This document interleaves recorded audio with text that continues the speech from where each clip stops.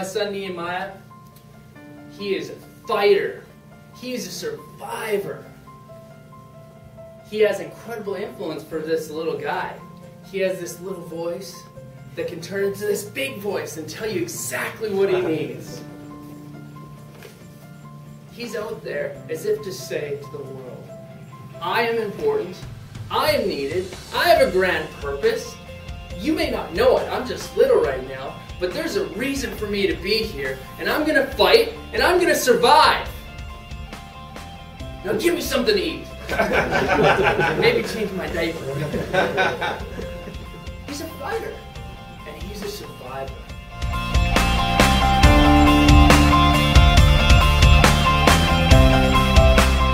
Now I have a secret for every one of you to overcome any fear.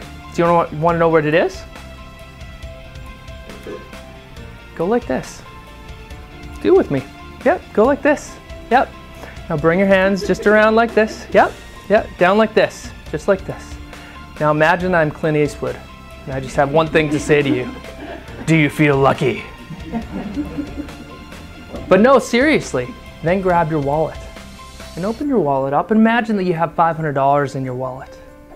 And that $500 you put on a table in an office in Stetchelberg, and you say, Hans, here's my $500. I'm buying a one-way, non-refundable ticket to go free-falling.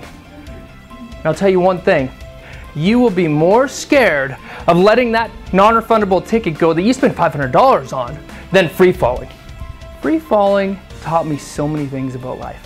It taught me that I'm not in control. Free-falling taught me that there's such a wonderful thing about complacency that, we just get into. And when you free fall, you really have got outside of your comfort zone and you aren't safe anymore. Free falling also taught me about courage and summoning that courage to overcome that fear that I have. So surely you can see now that free falling can help you overcome the fact that you need to be in control of your life. And surely you can see that free falling can help you overcome complacency that you have in your life. Surely you can see that free falling can help you overcome and have courage to rise above your fears.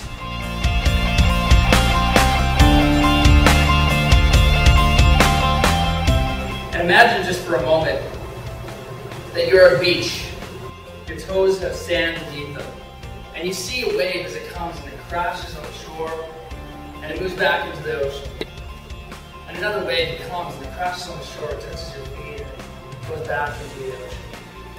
And then you look at the vastness of the ocean. You can open your eyes now. The ocean is absolutely full of abundance. And in your life, there is an abundance of possibilities. And the waves that will flow, that will keep on coming. And have an abundance mindset is like the waves of the ocean that do overflow and keep on coming into your life and all. There's a cool story about a goose. And all of us right now are enjoying the fact that there's autumn leaves and who's heard the geese as they flown by? Thoughts, eh? So with the geese that have flown by, you probably heard them saying their noise and honking and everything. But in this story of the goose, there was a goose and he was walking around with chickens. He grew up with chickens. So he would eat what the chickens would eat. And he would peck the way the chickens would peck. And he was in the farmyard with the farmer, and he would do what all the chickens would do, and he believed that he was a chicken. He believed as well that he was just like those other chickens because he was kind of like them, and he would just fit in. And that's the way life was for him. Until all of a sudden, he heard the honks of geese as they would fly up, and he looked up to the sky. And some of these geese would honk back at him as to say, hey, you're down there, come up with us, come fly with us. And for a moment, that goose got the confidence and the courage. He says, I'm going to test these wings out, and I'm going to go fly up in the sky. So he did, and his wings were sore, but he started to fly, and he took flight. And he was up in the air, and he's flying. He was going towards that, and all of a sudden he lost energy, and his momentum fell, and he crashed to the ground into a puddle of mud.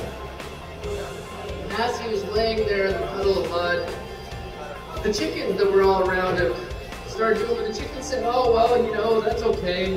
They maybe just caused a little bit of self-doubt in him. And he looked at the mud that was on him, and he looked how he was, and he said, I guess I'll just stay here then. In fact, it's comfortable over here, it's okay over here. So how different would the story have been if the goose would have said, hey, I'm going to try again. I'm going to wash this mud off me, I'm going to start flapping my wings again, and I'm going to start trying to fly. And I'm going to get up there and soar like the other geese in the sky. What kind of difference could that have made in his life?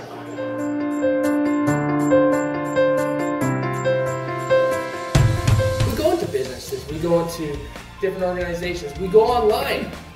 One of the first things that I look for is I want to find out what the values of this new company are.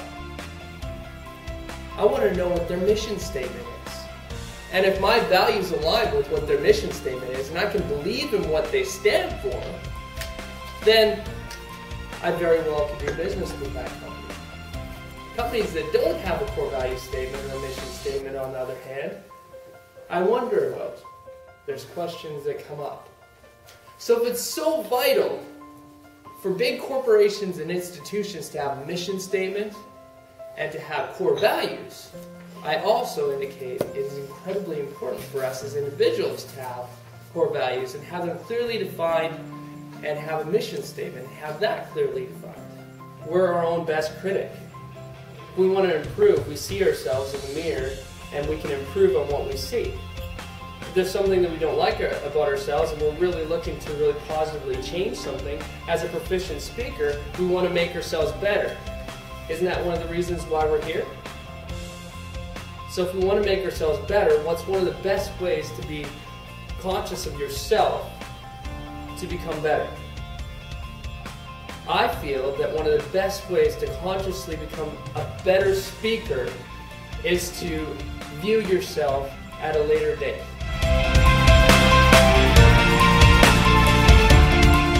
It's sometimes hard to know what you want out of life before you find out what you don't want. So it can be easier to find out what you don't want first. So in a general sense, what don't you want out of life? Just write one or two things. Obviously, it's too hard to think about all the things that you don't want because this list could really be long, right? But take a look at some of the snapshot things that really stand out to you as to what you don't want out of life. George Jones said that you are the same person today that you'll be in 5 years, apart from two things: whom you associate with and what you read. Do the people that you associate with empower you, uplift you, bring you up? Or do the people that you associate with complain, have fears, doubts, and hold you back? The second part of that equation is, what do you read? And in this day and age, it should also be asked, what do you listen to? What YouTubes do you watch? What movies do you watch? Which blogs do you read? The point is that you need to value what you put in your mind.